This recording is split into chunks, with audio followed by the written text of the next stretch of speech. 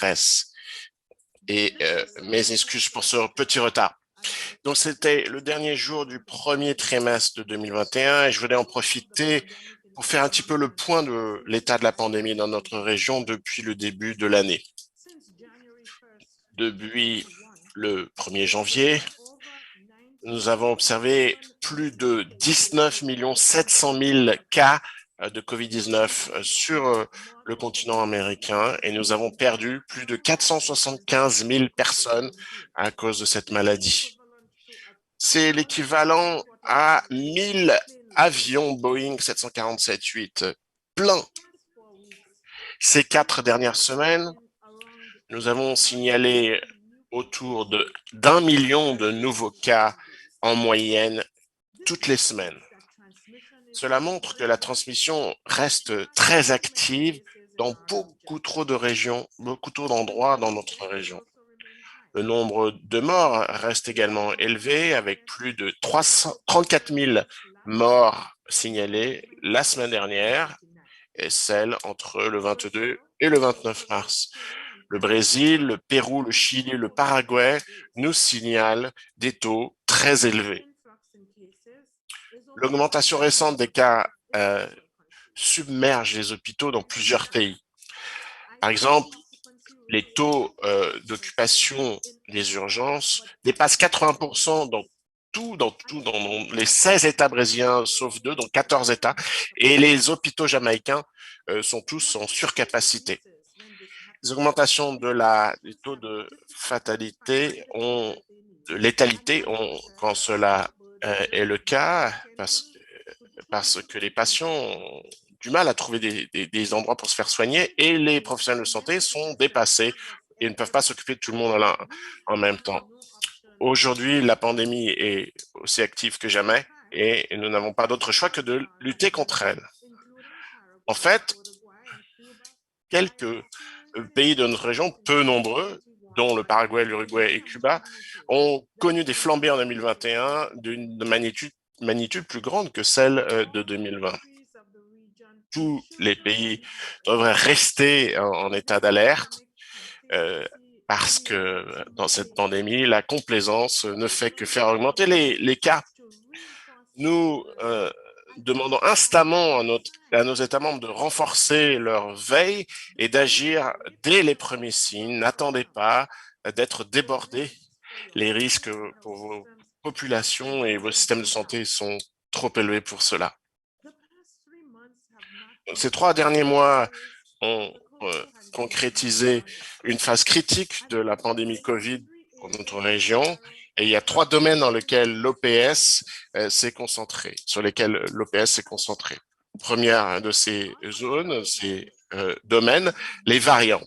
D'abord, notre système de veille a été augmenté de façon significative pour identifier et tracer les variants du SARS-CoV-2. 21 pays participent maintenant de notre réseau de veille génomique, ce qui nous donne un bien meilleur paysage, scénario, une meilleure idée des variants qui circulent dans notre région. Au moins un des 3 variants inquiétants ont été identifiés dans les 32 pays et territoires des Amériques.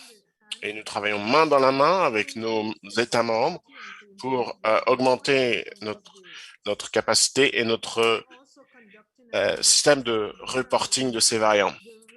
Nous menons également des analyses pour mieux comprendre l'impact réel de ces variants dans les zones les plus affectées.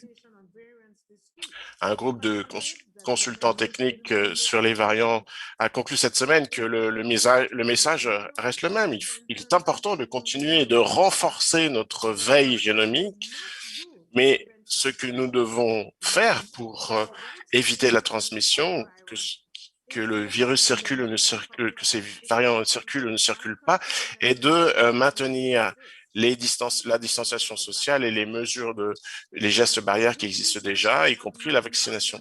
Ces mesures n'ont connu aucun changement. Deuxième axe sur lequel l'OPS agit, celui des vaccins.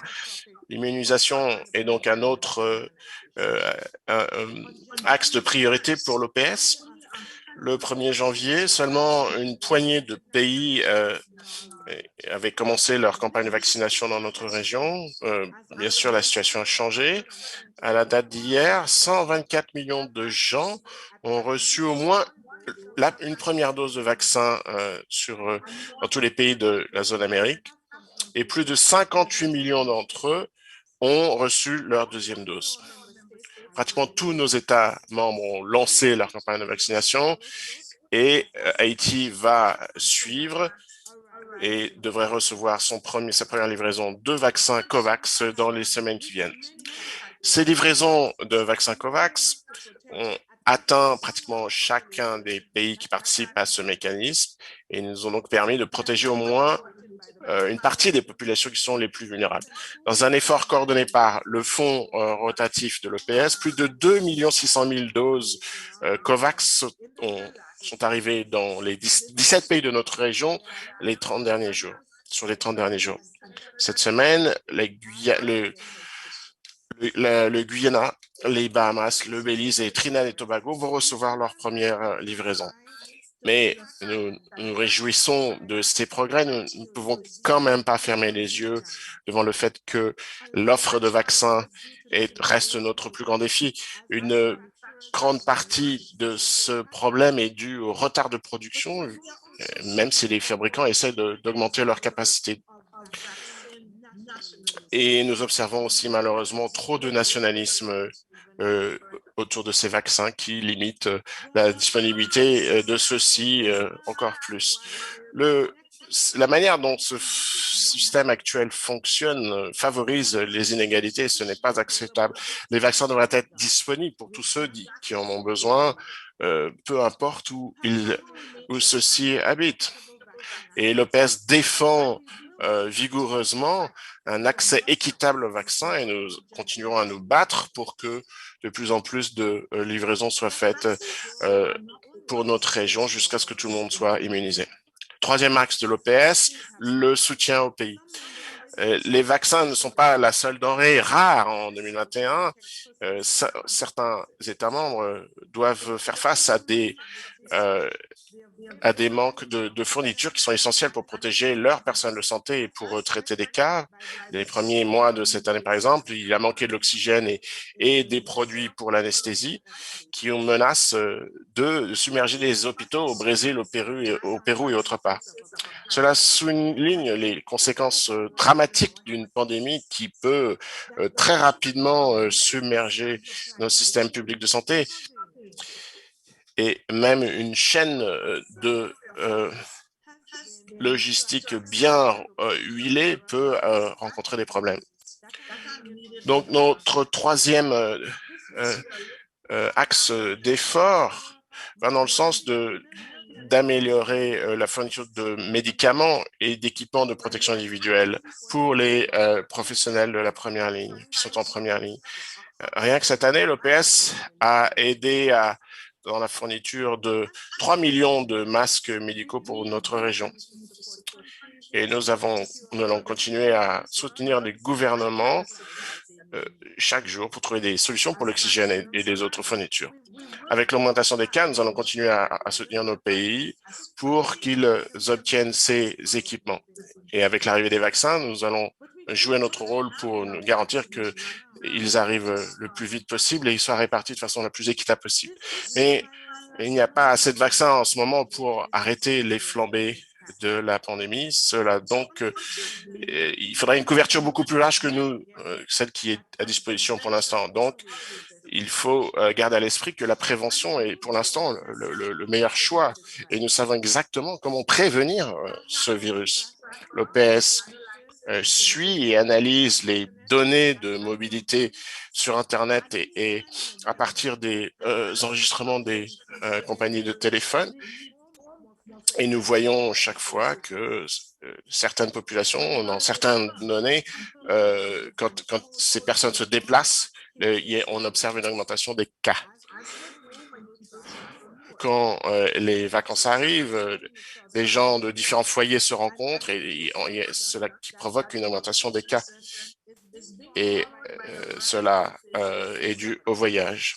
Donc là, c'est la fin de l'été dans l'hémisphère sud et ce n'est pas un hasard si la saison des vacances est suivie d'une augmentation des cas dans plusieurs pays. Donc, sans action préventive, notre région va devoir faire face à une résurgence de l'épidémie encore plus grande que la dernière vague.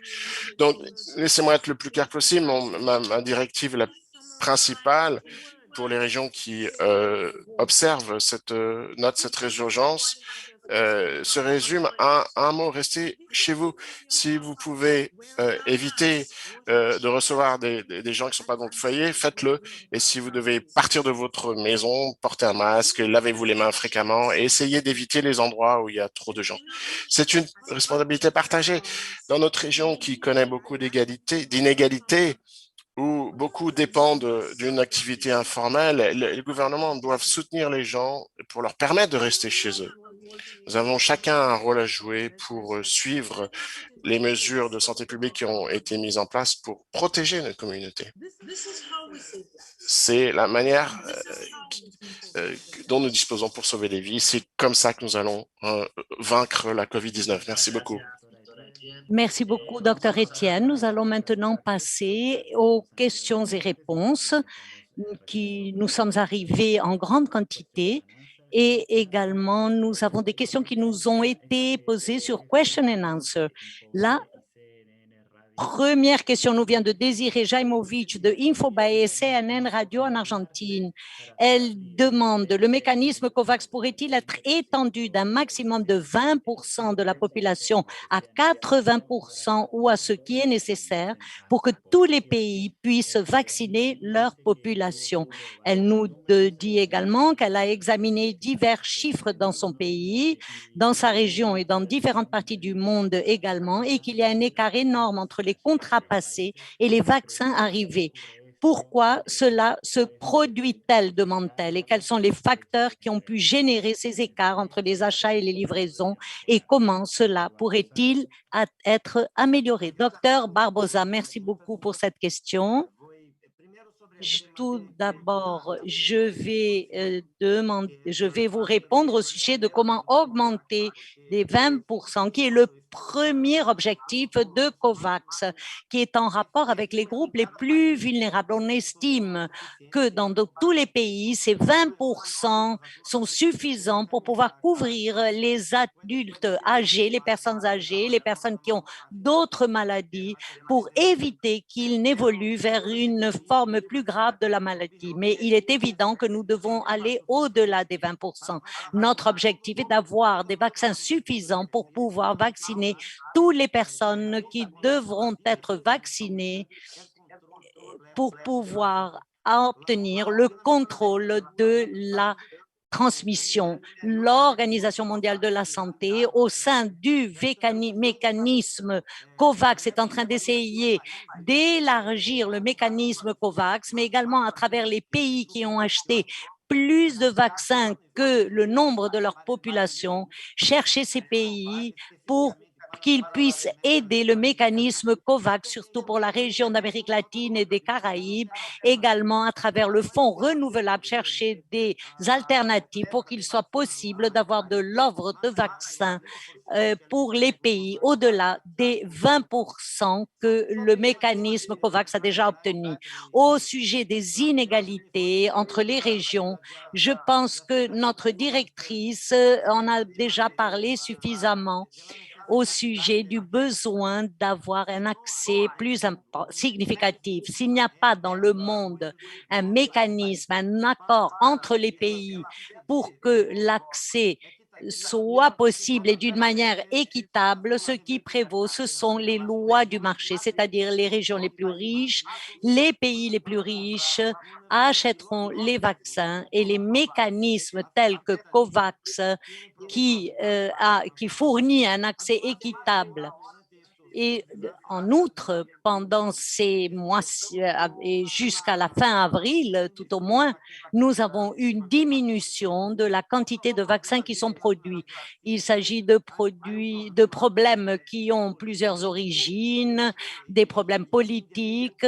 En Inde, par exemple, le gouvernement est en train de limiter les exportations du vaccin AstraZeneca vers le mécanisme COVAX. Il y a d'autres problèmes également que nous sommes en train d'essayer de solutionner. AstraZeneca a 2 nouveaux sites, un en Italie et l'autre en Espagne, qui vont remettre des vaccins au mécanisme COVAX et pour l'Amérique latine et les Caraïbes également. Et nous pensons que dans 2 semaines environ, nous aurons une disponibilité beaucoup plus importante de vaccins pour la région. Merci beaucoup. Merci, docteur. Et les questions suivantes au sujet du variant en anglais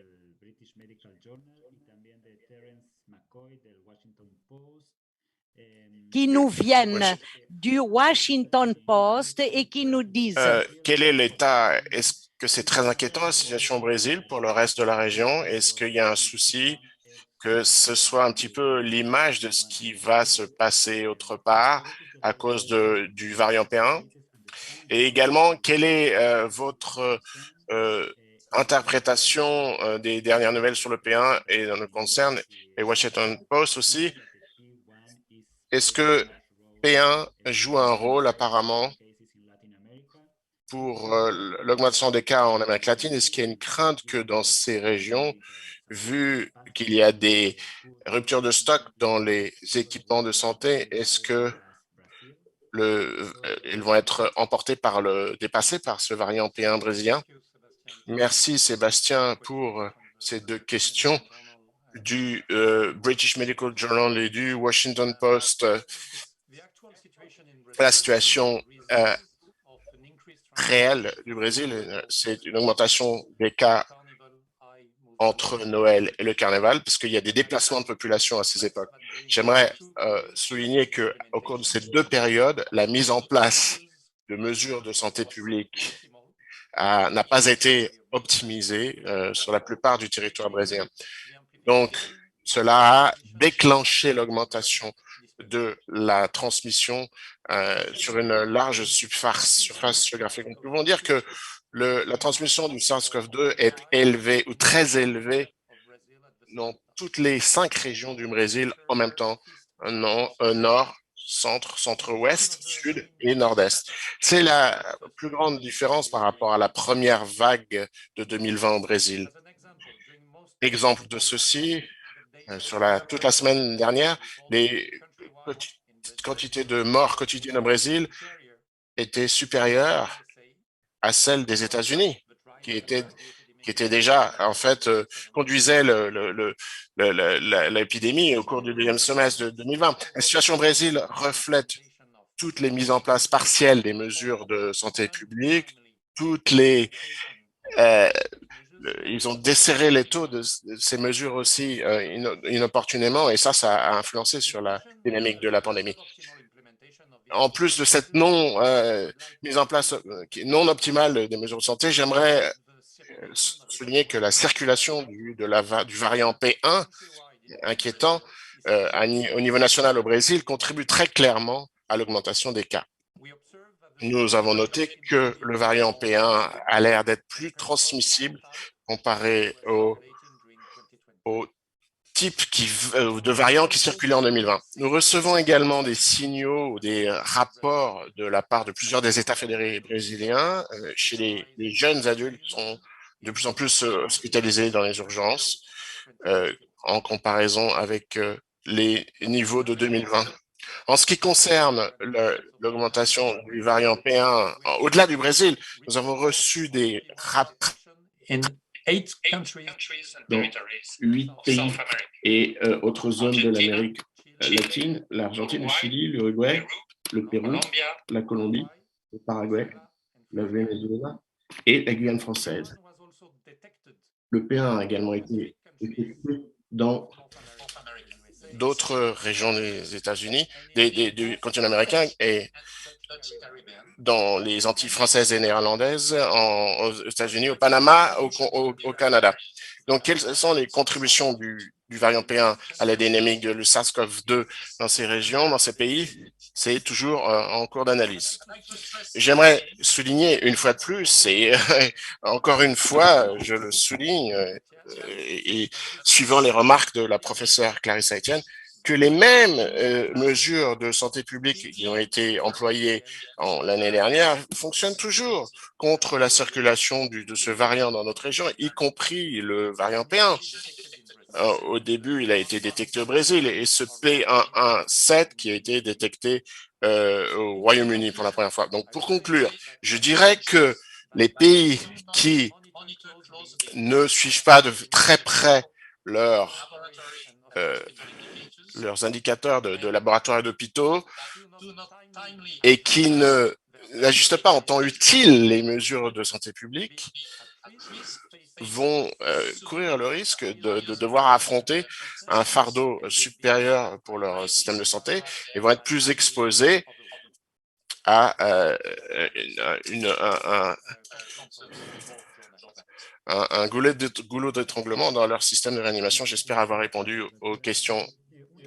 Merci, Dr Alighieri. Une deuxième question qui nous vient du Washington Post, en anglais Deuxième question du également. Washington Post. Il semble que l'émergence du variant P1 dans la région va nécessiter une campagne de vaccination plus rapide. Mais est-ce que les pays vont réussir à remporter cette lutte? Est-ce que l'Amérique latine, au-delà du Chili, sont beaucoup plus en retard que le reste de la région? Merci pour cette question.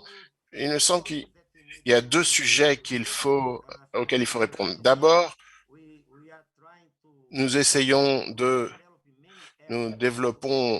faisons tous les efforts pour obtenir plus de vaccins pour l'Amérique latine et pour les Caraïbes. C'est crucial et l'Amérique latine a été touchée très fort par la pandémie. Il y a maintenant un nouveau variant, donc nous avons besoin de ces vaccins. Mais il est important aussi que même au Chili, qui a la couverture de vaccination la plus importante en Amérique latine, affronte quand même une augmentation du nombre de cas. Pourquoi? Parce que le vaccin n'apporte pas une réponse immédiate. Elle prend du temps pour avoir des effets de réduction sur la transmission. Donc, la réponse immédiate, il faut appliquer les mesures de public santé dont nous savons qu'elles réduisent la transmission. L'Institut de médecine et d'évaluation basé sur une estimation de la semaine dernière que dans les Amériques, si 95% de la population porte des masques jusqu'au 1er juillet, nous allons pouvoir sauver 44 millions de vies. Donc, c'est important, en attendant d'obtenir plus de vaccins, de maintenir ces mesures de santé publique qui peuvent réduire la transmission, porter des masques, éviter les endroits où il y a de la foule. Les autorités nationales doivent surveiller la situation sanitaire et adopter les mesures à même de réduire immédiatement la transmission. C'est la meilleure manière de combiner ces deux piliers, obtenir plus de vaccins et parce que toutes les alternatives que nous étudions, obtenir plus de vaccins, mais le vaccin ne va pas stopper la pandémie la semaine prochaine. Il faut maintenir ces mesures de santé publique. Merci, Dr Barbosa. La question suivante nous vient de Daniel Colline de TN23 du Guatemala. La question qu'il nous pose, c'est quelles mesures le Guatemala, le Honduras et le Mexique doivent-ils prendre à l'égard des groupes de migrants qui continuent d'arriver à la frontière sud, compte tenu de l'augmentation des infections de COVID-19 signalées par les autorités sanitaires de ces gouvernements? Docteur Ugarte, s'il vous plaît. Merci pour cette question. C'est une question très importante qui touche les migrants qui se trouvent dans ces régions de ces pays et qui sont en plein mouvement pendant la pandémie. La première chose que les pays devraient analyser, quelles sont les conditions épidémiologiques du lieu d'origine et de la destination de ces migrants. Ainsi, il est nécessaire d'analyser si les migrants sont en train d'appliquer les mesures de protection, les gestes barrières lors de leur mouvement dans le pays où ils se trouvent temporairement ou alors lors de leur destination, de leur pays de destination, de leur lieu de destination. Dans ces cas, il est très important pour les pays de tenir compte de l'accès aux services sanitaires le plus rapidement possible pour les migrants. Et pourquoi? Parce que si ces mesures ne sont pas prises, si l'accès aux services sanitaires est difficile, les migrants pourraient avoir des symptomatologie qui pourrait être liée au Covid et bien évidemment, le nombre de cas pourrait ainsi augmenter et pourrait se traduire en contagion pendant leur transit ou leur lieu de destination temporaire, etc. Un autre aspect dont il faut tenir compte également, y compris l'accès aux services de soins, seraient les tests et les diagnostics et garantir que les lieux où ils se trouvent, qu'ils soient transitaires ou plus prolongés, il faudrait mettre en place des mesures de soins et prendre également des gestes barrières, y compris la distanciation physique aussi, des tests pour détecter rapidement les cas. Dans certains cas, on a mis en place des tests d'antigènes qui maintenant sont beaucoup plus accessibles, surtout là où le Covid est en train de se transmettre très rapidement. Il nous faudrait réfléchir au fait que les migrants ont des conditions très difficiles et vont vers des meilleures conditions et des meilleures opportunités. Nous pourrions également en même temps faire appel à ces migrants dans leur lieu d'origine, de leur dire que ce n'est pas le moment de se déplacer. Et parce que tel que le docteur Alighieri et notre directrice l'a dit, dans beaucoup de pays, les cas sont en train d'augmenter énormément, particulièrement lorsque les mesures qui doivent être prises ne sont pas respectées. Donc, ce qui est très important, c'est de rester sur place pour ne pas transmettre la pandémie. Merci beaucoup. Merci beaucoup, docteur Ugarte. Nous allons passer à la question suivante qui nous vient de Cassandra Garrison de Reuters du Mexique et de l'Amérique centrale en anglais. Est-ce que les campagnes de vaccination des enfants au Mexique, comme celle de la rougeole et de la rubéole, ont été interrompues à cause de la pandémie du coronavirus? Est-ce que l'OPS a des données sur justement combien d'enfants ratent cette campagne de vaccination? Est-ce que ces campagnes sont toujours à l'arrêt? Est-ce qu'il y a un manque d'équipement aussi médical et de personnel de santé qui permettrait de reprendre ces campagnes? Est-ce qu'il y a aussi des retards sur les campagnes de vaccination autre part dans la région? Docteur Barbosa, s'il vous plaît. Merci, Cassandra Garrison. C'est une question très importante parce que la pandémie de la COVID-19 touche beaucoup de priorités de la santé publique, dont l'immunisation. Le Mexique donc a eu une flambée de rougeole avec 96 cas dans la ville de Mexico et l'État de Mexico. Bon, la flambée a été contenue par une réponse rapide du pays. Donc, il n'y a pas eu de transmission large de cette rougeole. L'an dernier, il y a eu une campagne contre la rougeole qui a été prévue, mais l'OPS et l'OMS ont recommandé qu'il fallait remettre cette campagne de vaccination pendant l'épidémie, parce que les gens se déplaçant dans les centres de santé, ça pouvait être malheureusement une opportunité d'augmenter la transition de la COVID-19. Donc, la campagne va être maintenant reprendre entre avril et juin. Et le but est de vacciner 13 millions d'enfants entre 1 et 9 ans. Et c'est très important dans de nombreux pays de cette région. Il y a eu un impact très important par rapport à 2020. Nous obtenons des données d'autres pays pour surveiller la couverture de cette campagne, une réduction de l'ordre de 20% sur le second semestre de 2020.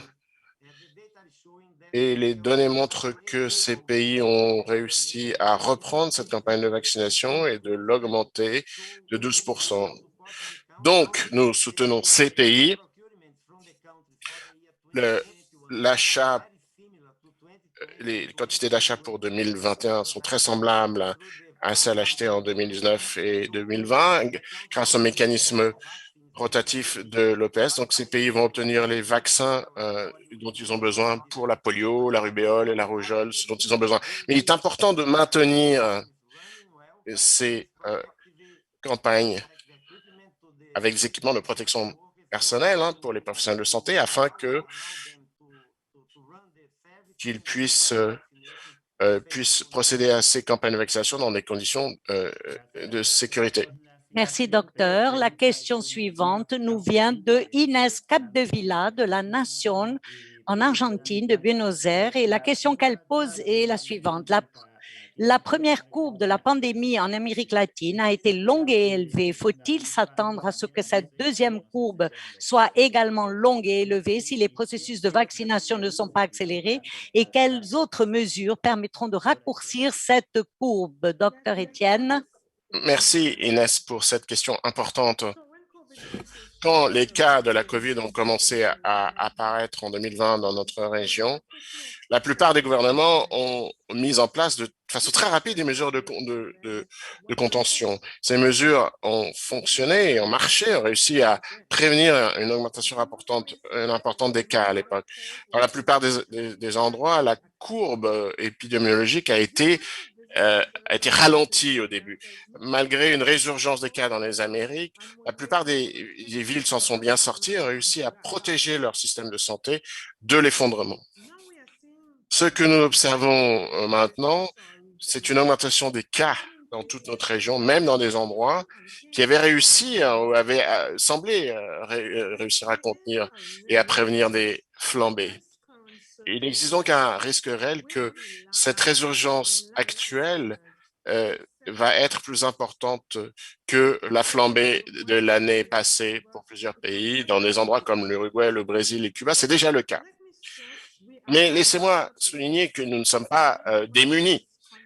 Comme beaucoup de mes collègues ont dit dans cette région, les mêmes mesures que nous avons prises l'an dernier peuvent toujours fonctionner cette année contre les variants qui circulent dans notre région. Nous connaissons tous les solutions, les mesures telles que la distanciation sociale, la restriction de grands rassemblements de foule et l'usage adéquat de masques ont la capacité de réduire la transmission maintenant, comme ça a été le cas en 2020. Aujourd'hui, nous avons besoin du même niveau d'engagement que nous avons réussi à montrer en 2020. Ce n'est pas le moment de relâcher nos efforts. Cela va nous donner le temps de développer nos campagnes de vaccination dans nos régions et de nous protéger de futures flambées. Est-ce que le docteur Barbosa l'a dit très clairement?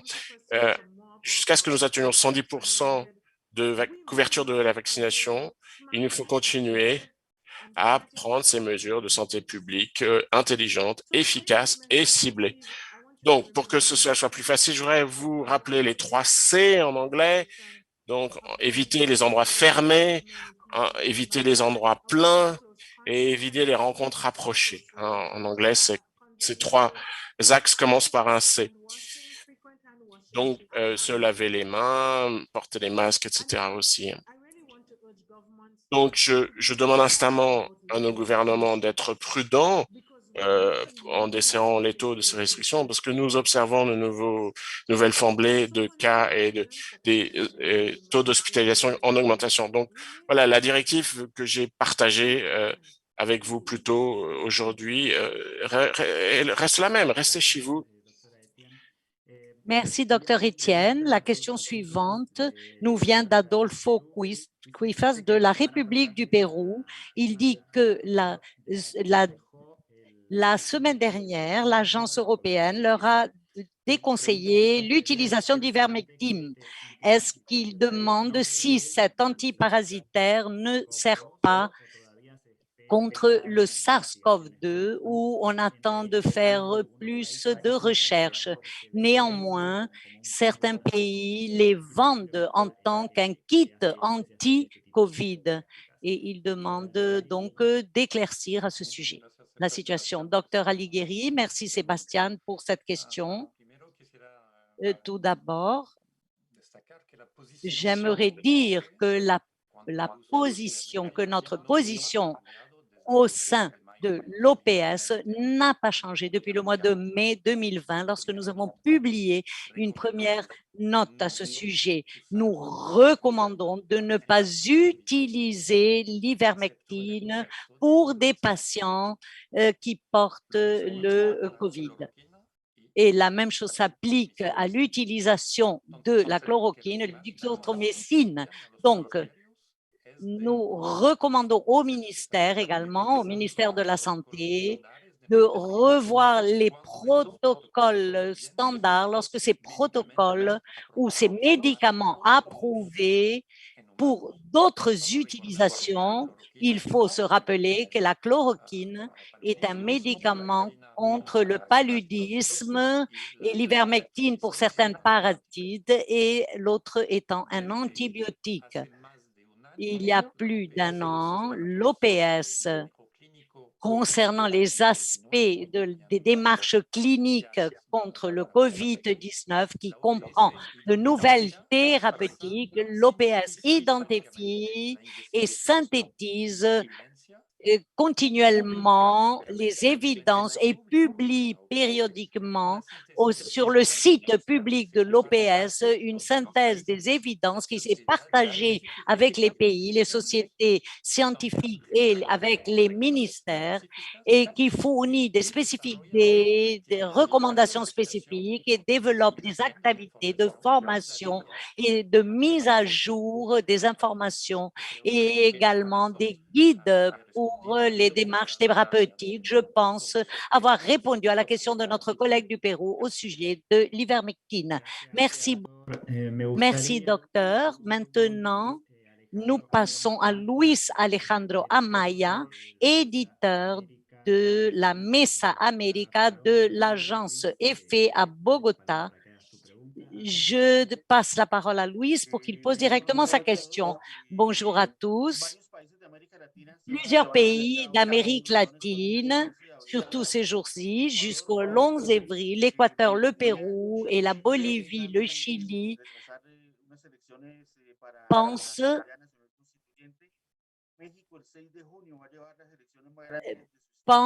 auront des élections et que l'OPS recommande à ces pays qui décident d'organiser des élections en pleine pandémie de COVID-19. Quelles sont par conséquent les recommandations de l'OPS? Merci, Louis. Docteur Ugarte, est-ce que vous pourrez répondre à cette question? Oui, bien sûr, Louis, cette question est très importante parce que, en fait, il est vrai que plusieurs pays sont en pleines élections. L'année dernière, nous avons eu des élections dans plusieurs pays et notre expérience nous a montré que le plus grand risque de transmission se passe pendant les processus d'élection, lorsqu'il y a des agglomérations, des réunions, des voyages, des interactions, etc., qui ont augmenté la transmission pendant la campagne et également pendant les élections. Certains pays, face à cette situation, ont vécu une transmission plus importante, mais également avons analysé si le processus électoral devrait continuer ou pas. Les élections, en suivant des recommandations des organismes de santé et le ministère de la Santé, par exemple comme en Bolivie, ont décidé de retarder les élections et le Chili et d'autres pays sont en train d'analyser cette possibilité vu les conditions dans lesquelles se trouvent les pays. le vote en soi, les pays ont fourni des protocoles pour la distanciation physique, l'élargissement du nombre de tables pour le vote, également la tranche horaire plus élargie et ont établi des mesures concernant le nettoyage, etc., qui ont fourni de très bons résultats lors de la journée de vote. Les recommandations que nous donnons aux pays et que les pays ont adoptées sont de faire en sorte que la campagne soit plus à distance à travers d'autres moyens qui ne soient pas présentiels pour réduire la transmission et, s'il est possible, dans certains cas, que le vote en soi soit des votes soit par courrier ou virtuel. Nous n'avons pas atteint encore ces niveaux dans plusieurs pays, mais je pense qu'il s'agit de mesures dont il faudrait tenir compte. Lors de la journée de vote, il faut tenir compte que les personnes qui ont des symptômes ou qui se trouvent en isolement ou en quarantaine ne devraient pas aller voter le jour des élections. Bien évidemment, ceci implique une dynamique qui concerne les droits, le droit individuel d'exercer son droit de vote et également le droit de la population à protéger sa santé. C'est pour cela qu'il est nécessaire de tenir compte si le pays prendrait des mesures concernant ces personnes qui ne peuvent pas se rendre au lieu de vote. Nous recommandons finalement que les élections, aussi bien la campagne que le vote en soi, que les pays puissent mettre en place des mesures. Et une mesure qui est très importante et qui devrait venir de la part des organismes ou des organisations d'élections, c'est une campagne active de communication qui devrait être mise en œuvre à travers tous les médias, les mesures que la population devrait prendre lors de la campagne et lors de la journée de vote. Ce sont des protocoles nécessaires qu'il faudrait mettre en œuvre et également analyser la situation et peut-être retarder les élections. Ainsi, nous, en tant qu'organisme de la santé, nous privilégions la santé et la vie et le bien-être de la population pour pouvoir réduire les infections et contrôler la pandémie le plus rapidement possible. Merci, docteur. Nous avons beaucoup de questions sur le chat du Paraguay, une question de Ariel, de Coronavirus, de Carlos Morales, de plusieurs personnes, Soraya Soto, qui nous viennent d'Asunción, qui concernent le Paraguay. Je vais résumer un petit peu les questions. Quelle serait la position de OPS concernant l'arrivée des vaccins au pays? Pourquoi le Paraguay n'a pas eu la quantité de vaccins qui lui étaient destinés et quel est le chronogramme et le calendrier pour la livraison des vaccins? Docteur Barbosa, s'il vous plaît, merci pour ces questions. Nous comprenons la grande préoccupation qu'a le Paraguay et tous les pays qui souhaitent avoir accès au vaccin le plus rapidement possible. Mais j'aimerais éclaircir certains points. Quel est notre rôle en tant qu'organisation concernant la livraison des vaccins à travers le mécanisme COVAX? Le processus de décision au sujet de la liste des pays qui recevront des vaccins à chaque déploiement se tient et est décidé à Genève par un comité qui a été décidé par Gavi et par l'OMS. Et ce comité utilise un algorithme pour pouvoir décider comment les pays recevoir leurs vaccins. Le Paraguay, par exemple, de par sa participation au COVAX, fait partie des mêmes règles. Lorsque ce comité indépendant nous envoie les listes des pays, nous faisons prenons contact avec le pays pour garantir que tout est prêt pour recevoir le vaccin, les questions réglementaires, les questions d'exportation et les autres questions. Et nous prenons contact également avec le producteur pour qu'il commence à faire toutes les démarches nécessaires pour envoyer les vaccins dans ces pays. Le Paraguay a été le 4e pays d'Amérique du Sud à recevoir la première livraison des vaccins.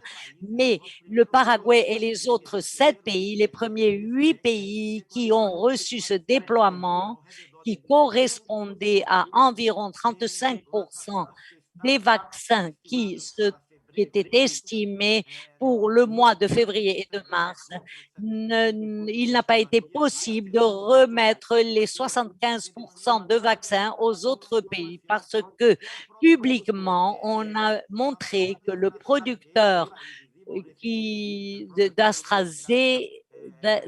d'AstraZeneca de la Corée du Sud a réduit les vaccins qu'il allait remettre à COVAX à cause de problèmes techniques.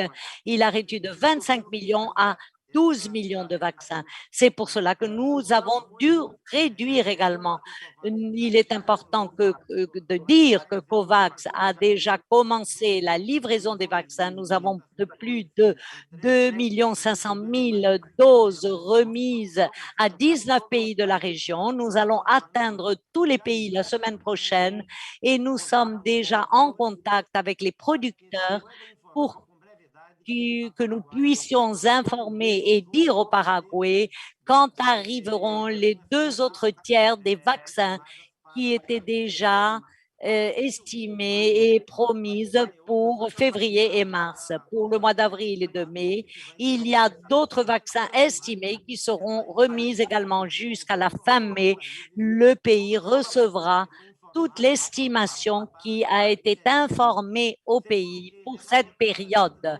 Malheureusement, nous sommes en train d'aider les pays en faisant la connexion plus facile, en travaillant auprès des producteurs pour que les vaccins puissent être livrés, mais ce n'est pas seul, il n'y en a pas, et pas seulement pour le fonds renouvelable et pour le mécanisme COVAX, mais également pour tous les fonds bilatéraux. Les producteurs, à ce qu'il semblerait, ont promis les vaccins qu'ils avaient à remettre. Ils ont eu des problèmes d'ordre technique qui peuvent dépasser les délais, mais nous travaillons pour que les producteurs puissent nous fournir toutes les informations et que nous puissions les transmettre au pays pour que les pays sachent quand est-ce que le calendrier des autres vaccins arrivera. Et nous ne l'envoyons que lorsque tout est prêt pour que les vaccins puissent avoir le numéro du vol et l'horaire d'arrivée dans le pays. Nous travaillons avec des gouvernements du pays pour pouvoir travailler avec des mesures d'urgence, des emprunts de vaccins, etc. L'OPS continue à aider le pays. Il y a bien évidemment plusieurs événements qui ne se trouvent pas sous notre gouvernance puisque nous ne produisons pas de vaccins et au nom du Paraguay et de tous les pays d'Amérique latine et des Caraïbes, nous essayons de chercher la meilleure possibilité pour que les vaccins arrivent le plus tôt possible dans les pays et nous allons continuer à travailler auprès du gouvernement pour pouvoir obtenir rapidement les vaccins. Merci beaucoup. Merci beaucoup, docteur. Maintenant, pour une question de temps, nous arrivons à la fin de notre séance d'information d'aujourd'hui. La dernière question que nous avons aujourd'hui est de Thanksgiving et qui est en anglais. Quel est le rôle que l'OPS et l'OMS va jouer en tant qu'intermédiaire dans la négociation pour le transfert d'excédents de vaccins de pays tels que les États-Unis, le Canada, l'Europe et le Royaume-Uni dans la sous-région caribéenne? Merci pour cette question. Donc, dans notre région et autre part, ce que nous disons, c'est que les leaders subissent une pression énorme pour acheter plus de vaccins de manière bilatérale de la part de fabricants. Et cela provoque une concurrence pour la fabrication et la livraison de ces vaccins et à des prix plus élevés quelquefois. Donc, ce que l'Organisation paneuropéenne de la santé est en train de suivre de façon très rapprochée, c'est que nous observons les retards, les goulots d'étranglement. Nous sommes tout à fait conscients que parmi les pays les plus pauvres dans notre région, ils n'ont eu que garanti qu'un accès de 20% de leur population grâce au mécanisme COVAX. Donc, nous essayons de trouver plusieurs solutions pour ce manque. Et nous reprenons l'engagement de solidarité de notre région et la tradition de l'OPS pour les campagnes de vaccination équitables sur le continent américain. Et nous essayons donc de combler ces manques qui peut représenter 80% dans les pays les plus pauvres. Donc, le fonds rotatif pour les vaccins est un pilier de cette réponse en soutenant les États membres depuis plus de 40 ans à des conditions de sécurité, d'efficacité et à des prix abordables. Donc, avec l'épidémie de Covid, c'est pas différent. Le fonds rotatif RATIS essaie de trouver tous les stocks possibles à l'échelle du monde entier pour aider les pays de notre région à avoir accès à des doses supplémentaires. De plus, l'OPS et la CEPAL travaillent ensemble pour trouver d'autres moyens d'augmenter l'accès à travers le système interaméricain. Cela inclut encourager les pays à partager, faire des donations de vaccins. Et cela peut avoir lieu grâce à des dons de vaccins ou des prêts à l'OPS à travers le mécanisme COVAX. Comme toujours, l'OPS jouera un rôle actif pour coordonner les actions pour avoir jusqu'à temps qu'on atteigne une couverture de vaccins dans notre région à des conditions équitables et au niveau mondial pour défendre et mettre en place des mécanismes pour que tous nos pays puissent disposer à des vaccins et que l'on puisse en finir avec cette pandémie. Merci pour vos questions et merci de vous être joints à nous pour cette conférence de presse aujourd'hui. Merci beaucoup, Dr. Etienne. Merci à tous pour avoir été avec nous lors de cette séance d'aujourd'hui. Vous trouverez plus d'informations sur la page web de l'OPS et continuez à être en contact avec nous à travers le courrier électronique. Merci à nouveau et nous continuons en contact.